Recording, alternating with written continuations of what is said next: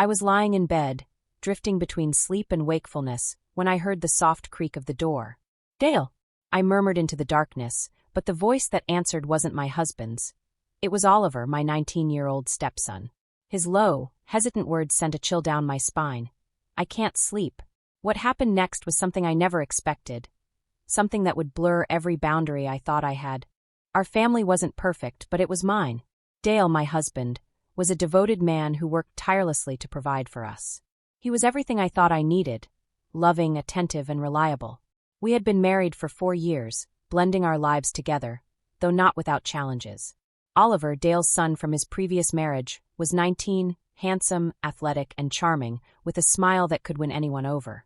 When we first met, he was just a boy trying to adjust to a new family dynamic. I always saw him as Dale's son, a responsibility I had taken on when I said, "I do." We had a bond built on mutual respect, or so I thought. Our home was peaceful, a haven from the outside world.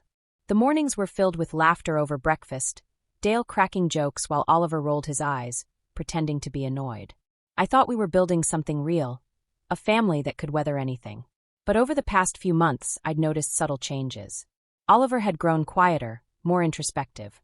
He would linger in conversations with me, his gaze holding mine a second too long. At first, I brushed it off as the awkwardness of a young man trying to find his place. But the tension was undeniable. Dale, oblivious to the shifts in the atmosphere, continued working late nights and weekends. His job demanded it, and I understood. But the distance his absence created left gaps that I couldn't fill on my own. I found myself spending more time with Oliver, trying to be the supportive figure he seemed to need. The moments that once felt innocent, like him asking for advice or sharing his thoughts, started to feel different.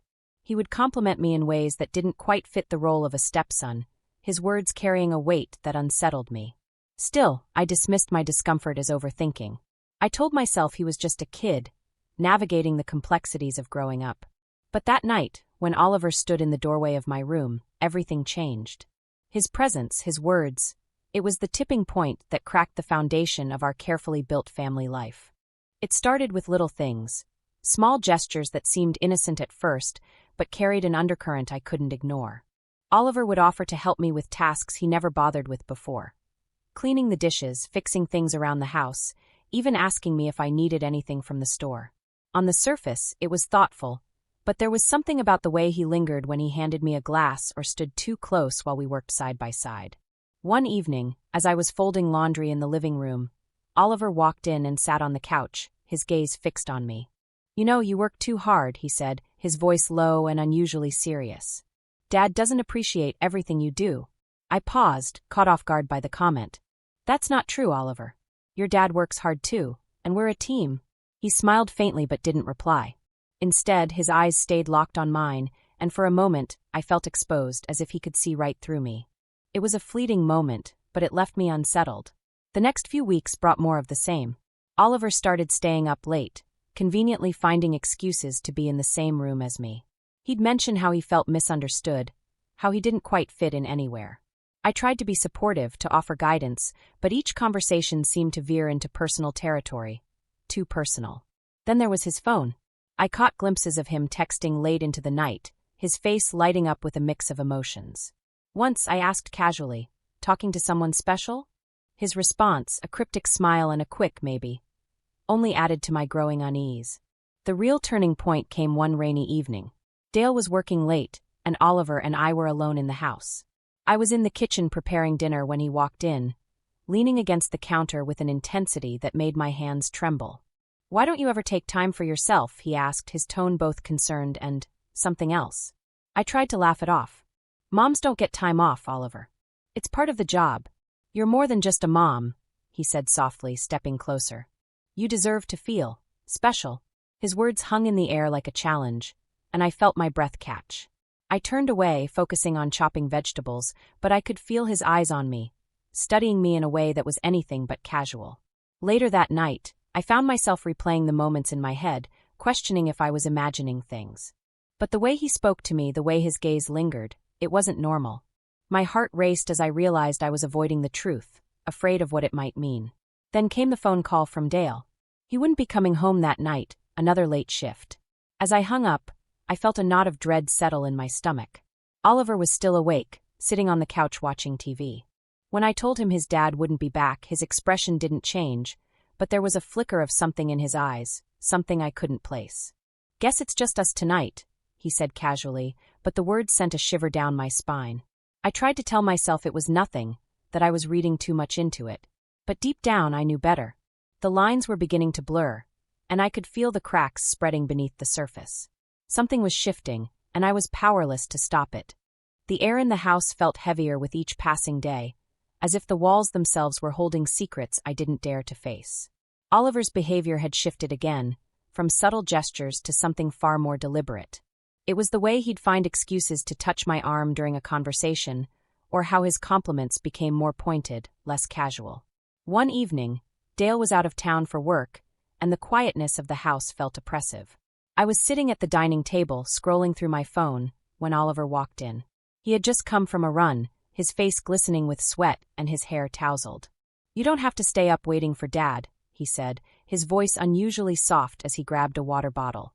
"He's probably going to be late again." "I wasn't waiting," I replied quickly, though the defensiveness in my tone surprised even me. "I just couldn't sleep." He sat across from me, his eyes searching mine. "You seem different lately. Are you okay?" His question was innocent enough, but there was something in the way he asked it, a quiet persistence that made me feel exposed. I looked away, pretending to focus on the screen of my phone, but I could feel his gaze lingering. "You know you can talk to me, right?" he added. "About anything." "Thank you, Oliver," I said, forcing a smile. "But I'm fine." The tension in the room was palpable, a silent battle between what was said and what wasn't. When I stood to leave, his hand brushed against mine, stopping me in my tracks. It was a fleeting touch, but it left a ripple in its wake. "Sorry," he said quickly, but his voice betrayed him. It wasn't just an accident. That night, as I lay in bed, my mind wouldn't stop replaying the moment. His touch, his words, the intensity in his eyes. It all felt like a puzzle I didn't want to solve. I told myself it was innocent, that he was just a young man looking for connection. But the truth was harder to ignore. There was something growing between us, something neither of us had the courage to name. The days that followed were no better. He'd find reasons to stay close, to help me with tasks that didn't need doing. When I asked him to pass me a dish, his hand would linger against mine for just a moment too long. When he spoke, his voice carried a warmth that unsettled me, as though every word was laced with unspoken meaning. Then came the moment I couldn't brush aside. It was late at night, and I was in the living room reading.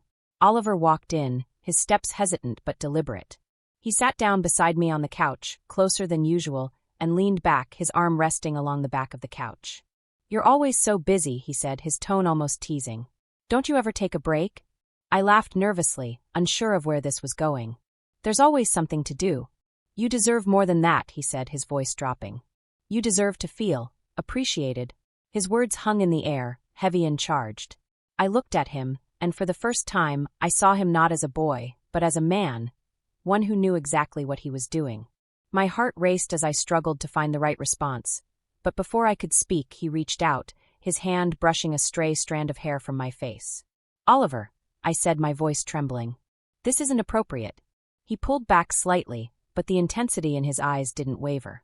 "I know," he said softly, "but I can't help how I feel." His words sent a shiver down my spine. I wanted to stand, to walk away and end the conversation, but I felt rooted to the spot. The line between us, the one I had clung to so tightly, was beginning to blur, and I didn't know how to stop it. "Oliver, this has to stop," I said finally, forcing the words out even as my voice shook. "I'm your stepmother." "I know," he said again, his tone tinged with both regret and defiance. "But that doesn't change how I feel." The silence that followed was deafening, a chasm filled with all the things neither of us could say. When I finally stood, he didn't stop me, but the weight of his gaze followed me as I left the room. That night, as I lay in bed, I felt the walls closing in. The tension between us had reached a breaking point, and I knew it was only a matter of time before something gave. I told myself I could handle it, that I could keep everything under control. But deep down, I knew the truth. I was losing the battle, and the consequences would be more than I could bear. The turning point came on a night I'll never forget. Dale was away on another business trip, leaving the house quiet and still. I had convinced myself that the tension with Oliver was under control, that whatever strange energy lingered between us had dissipated. But that night proved how wrong I was. I had gone to bed early, exhausted from the weight of everything I was trying to ignore. The house was dark and silent, the kind of stillness that usually brought me peace. But as I lay there on the edge of sleep, a noise jolted me awake, the soft creak of the door. My heart raced as I sat up, squinting into the darkness. "Dale!" I whispered, though I already knew it wasn't him.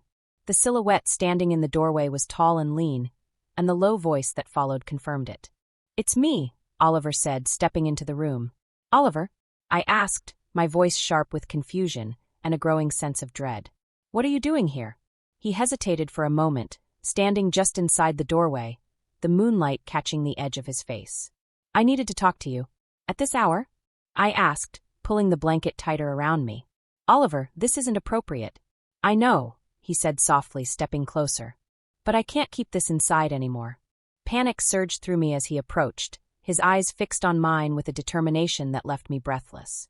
"Oliver, you need to leave," I said, my voice shaking. "Go back to your room." He ignored my words, his steps slow but deliberate. "I can't pretend anymore," he said, his voice low and filled with emotion. "I feel something for you, Andrea. Something I've never felt before." "Stop," I said firmly, trying to inject authority into my tone. "This isn't right. I'm your stepmother, Oliver. This can't happen." "But it already has," he said, his voice breaking slightly. "I think about you all the time. I can't help it." I stood from the bed, keeping the blanket wrapped around me like a shield. "You don't know what you're saying. This is just a phase, a confusion. It'll pass." "No, it won't," he insisted, his voice rising. "You don't understand how I feel." The desperation in his tone frightened me, but it also broke my heart. He was young, confused, and clearly struggling with emotions he didn't know how to handle. I took a deep breath, trying to steady myself. "Oliver, listen to me," I said, forcing calm into my voice. "You're confusing admiration for something it's not. You need to focus on school, on your life. This, whatever you think this is, it can't happen." "But what if it's real?" he asked, his voice barely a whisper now. "What if I can't feel this way about anyone else?" His words struck a chord of fear and sadness in me. I wanted to shake him, to make him understand how wrong this was, but the look in his eyes stopped me. There was vulnerability there, a raw emotion that made my heart ache. "Oliver, please," I said, my voice trembling. "You need to leave." He stared at me for a long moment, his jaw tight and his eyes glistening. Finally, he nodded, taking a step back. "I'm sorry," he said, his voice breaking. "I didn't mean to make you uncomfortable." As he turned and left the room, I sank onto the edge of the bed, my hands shaking. The weight of what had just happened was almost too much to bear. I felt like the walls were closing in, the air too thick to breathe. But the night wasn't over. An hour later, I was still awake, staring at the ceiling and replaying the conversation in my mind. I told myself it was over, that I had handled it, but the nagging feeling in my gut wouldn't go away. And then I heard it again, the soft creak of the door. This time I didn't sit up. I lay perfectly still, my heart pounding in my chest as the sound of footsteps drew closer. I felt the bed shift as Oliver sat down on the edge, his presence unmistakable. "I know you're awake," he said quietly. "Oliver, please," I said, my voice barely more than a whisper. "Don't do this." "I can't stop," he said, his voice heavy with emotion. "I've tried, but I can't. Being near you, it's like I can't breathe without you." "Stop," I said more firmly, sitting up and glaring at him. "You're crossing a line, Oliver. This has to end now." But he didn't move. Instead, he reached out, his hand brushing against mine. The contact sent a jolt through me, and I pulled away as if I'd been burned. "This isn't love," I said, my voice breaking. "It's confusion. It's misplaced emotions. You'll see that one day." "Maybe," he said, his voice quiet and resigned. "But right now it feels real." The vulnerability in his voice broke something inside me, but I forced myself to stand. "You need to leave," I said, pointing toward the door. "Now." He hesitated, his eyes searching mine for something I couldn't give him. Finally, he stood and walked to the door, pausing before stepping out. "I'm sorry," he said again, his voice filled with regret. I can't help how I feel." As the door closed behind him, I collapsed onto the bed, tears streaming down my face. The weight of what had just happened was crushing, but I knew I had done the right thing. I had drawn the line, even if it felt like it had been done with a trembling hand. But as I sat there in the silence of the night, I couldn't shake the feeling that this was far from over. Oliver's feelings weren't something that could be easily dismissed, and I had no idea what the future would hold. The next morning, the house was quiet, but it wasn't the comforting kind of silence I had once cherished. It was heavy, suffocating, filled with unspoken words and emotions too raw to face. I busied myself with breakfast, the clatter of pots and pans a feeble attempt to drown out the turmoil in my mind. Oliver didn't come downstairs right away, and I was grateful for the space. When he finally appeared, his expression was neutral, almost too calm. He greeted me with a simple good morning, as if nothing had happened the night before. But the air between us told a different story. I avoided his gaze, focusing on the eggs sizzling in the pan. "Morning," I replied, my voice clipped. I couldn't bring myself to look at him, afraid of what I might see in his eyes. We ate breakfast in near silence, the occasional clink of silverware the only sound. Dale's absence loomed over us, a reminder that I was alone in managing this fragile situation. I wanted to confront Oliver, to lay everything out and draw a hard line, but I was terrified of how he might react. As the days passed, Oliver's behavior shifted again. He kept his distance, but his presence was still overwhelming. He would glance at me from across the room, his eyes filled with something I couldn't name, regret, longing, or maybe both. It was as if he was waiting for something, though I couldn't tell what.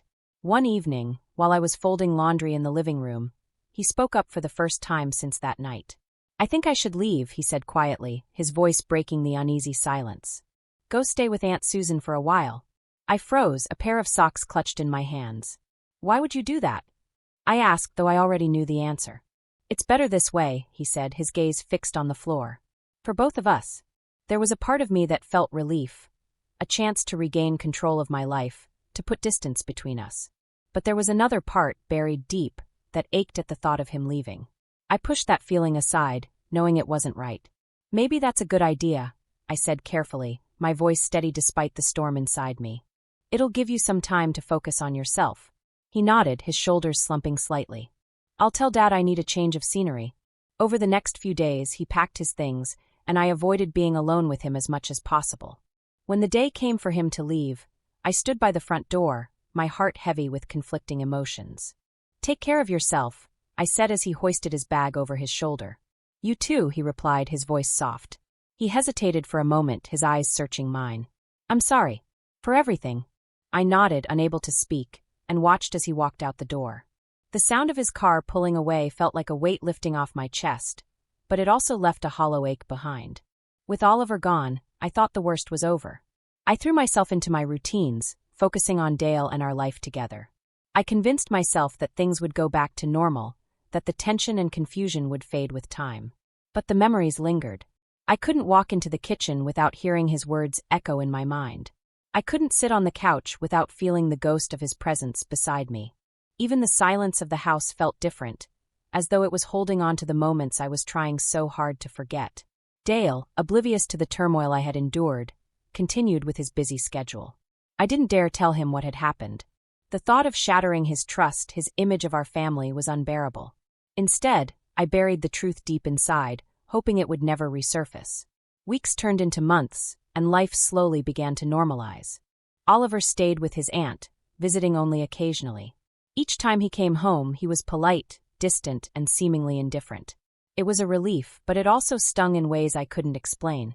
One evening, as I was cleaning up after dinner, Dale pulled me into a hug, his arms wrapping around me with a warmth I hadn't felt in months. "You've been so quiet lately," he said, his voice filled with concern. "Is everything okay?" I forced a smile, nodding against his chest. "Just tired," I lied. "It's been a lot lately." He kissed the top of my head, and I felt a pang of guilt so sharp it nearly brought me to tears. I wanted to tell him everything, to unburden myself of the secret that was slowly eating away at me. But I couldn't. Instead, I clung to him, hoping that his love and stability would be enough to drown out the echoes of what had happened. I told myself that time would heal the cracks, that the shadow Oliver had cast over our lives would eventually fade.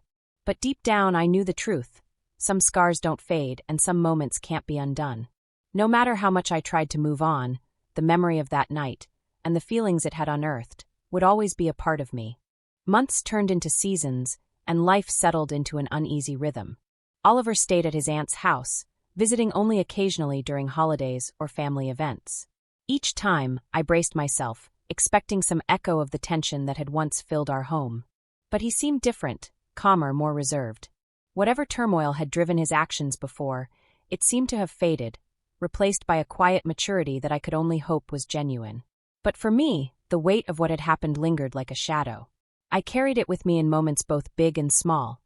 In the way I hesitated before answering Dale's questions about my day, in the way I avoided eye contact with Oliver during family dinners.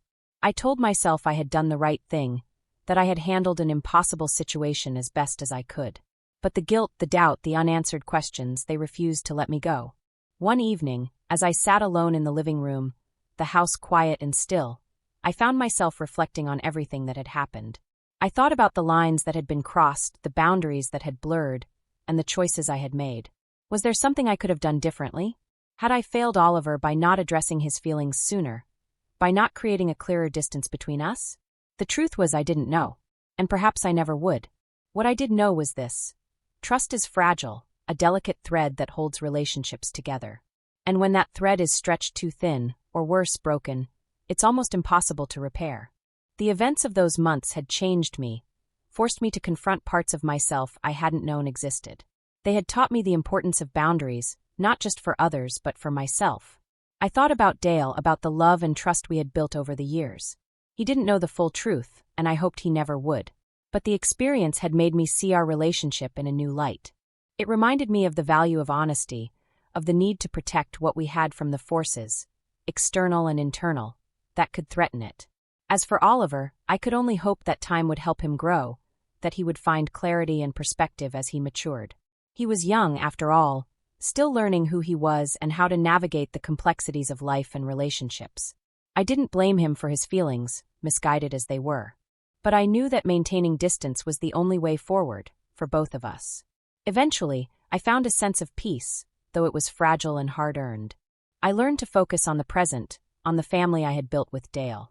I worked to strengthen our bond, to ensure that the cracks created by those events didn't grow into fractures. And while the memory of what had happened would always be with me, I chose to see it as a lesson, a reminder of the complexities of human relationships and the importance of making choices that align with one's values and responsibilities. It wasn't easy, but it was necessary. In the end, I told myself life is about moving forward. We can't erase the past, but we can learn from it, grow from it, and use it to shape a better future. That's what I chose to do. One step, one day at a time. If you were in her shoes, what would you have done? Could you have handled things differently, or do you think she made the right choices? Let us know your thoughts in the comments below. Don't forget to like, share, and subscribe to hear more gripping stories like this one. Stay tuned, because next time, we're diving into a tale that's even more shocking. You won't want to miss it.